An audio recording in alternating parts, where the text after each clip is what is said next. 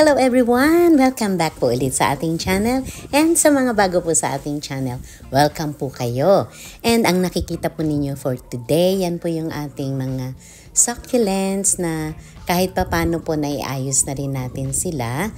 Meron na po akong 3 plant stands na dadagdagan pa po natin yan kasi magkakaroon po tayo ng mga rearrangement na kailangan po natin bumili ulit ng mga pots na pagsasalinan po ng mga bago nating i-arrange. And ayan na lang po yung natitira na nasa lapag. So, kailangan ulit natin magkaroon ng budget para makabili po ulit tayo ng bagong plant stand. So, ang gagawin natin ngayon is, yun pong natin dito. Meron ako ditong halos 3 years na magpo 4 years na yata siya na Ionium arboreum. Ito po, ayan, yan yung ating gugupit-gupitin or ang ating ikakat ni mga stems nila. Ikakat natin and itatanim po muna ulit natin sila sa panibagong pots. Hindi po sila ganyang kalaki nung una nating tinanim dahil nga magpa 4 years na siya, so medyo matanda na. So pumapangit. Ganun ba yun? Pagka tumatanda na, pumapangit na. Hindi na ho kasi maganda yung kanyang yung kanyang mga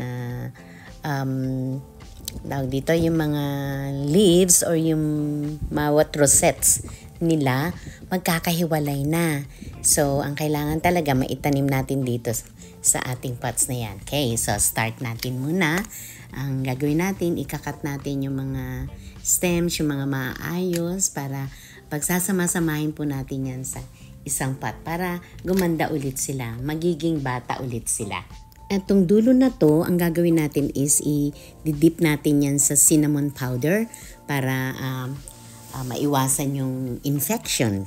Ganun. Kasi bali, nakakatulong yun na madali rin na mag-dry yung stem. Okay, so after mga 2 days, saka natin tatanim. Kailangan na ma-dry muna yung dulo na yan. Okay?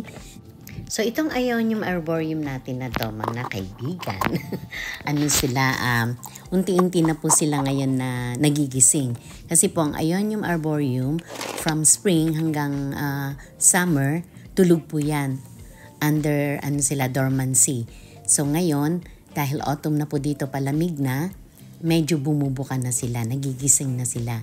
So, ito na yung mga na-cut natin na pagsasama-samahin natin dito sa isang paso para gumanda na ulit sila. Kasi kung makikita niyo, di ba, wala nang shape, kumbaga hiwa-hiwalay na yung mga rosettes niya.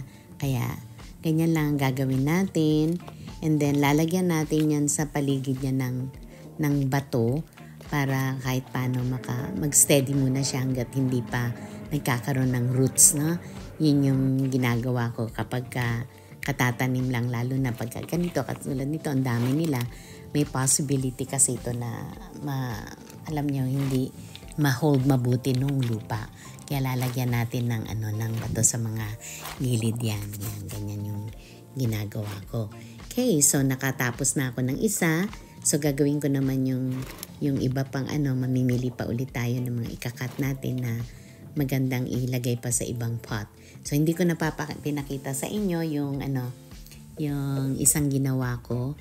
Okay, so ito po itinanim ko ulit ito after 2 days na naikat natin. So yan pa yung natitira.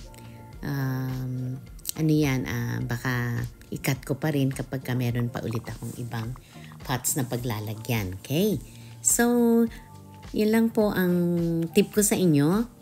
Ang Ionium arboreum, meron po silang dormancy stage, and pagka malamig-lamig na is na sila, nagigising na. Gumaganda po yung kanilang mga rosettes, yung kulay nila, and talagang sila, maganda. Pag naman po tulog sila, makita yung nakatikom talaga yan. So meron akong video na napakita ko din noon, nung time na tulog sila at yung time na sila, gising na. Okay, so ito pong Ionium arboreum na to, kapag na aarawan sila, nakukuha nila yung tamang sunlight, gumaganda po talaga yung kulay nila. Okay, so ito po ngayon yung ating magladagdag ako dito ng isa pang plant stand para malagay natin yung ibang nasa lapag. And dito sa side na to, siguro maglalagay pa ako dito ng isa para naman mailagay na natin lahat sila. And itong nasa baba na to, hahanap tayo ng plant stand na nasa baba kasi ayoko matakpan yung window namin. Hindi ko na makikita yung mga tanim ko. Okay, so meron tayo ditong luya. Tanim yan ng anak kong dalaga. Meron din tayo dyang celery. Siya nagtatanim ng mga ganyan. Dahil yung oras ko kulang din dito sa succulents natin. Masipag siya tuwing hapon. Nandyan na siya sa garden. Nagtatanim. Meron siya dyang cherry, strawberry. Meron siyang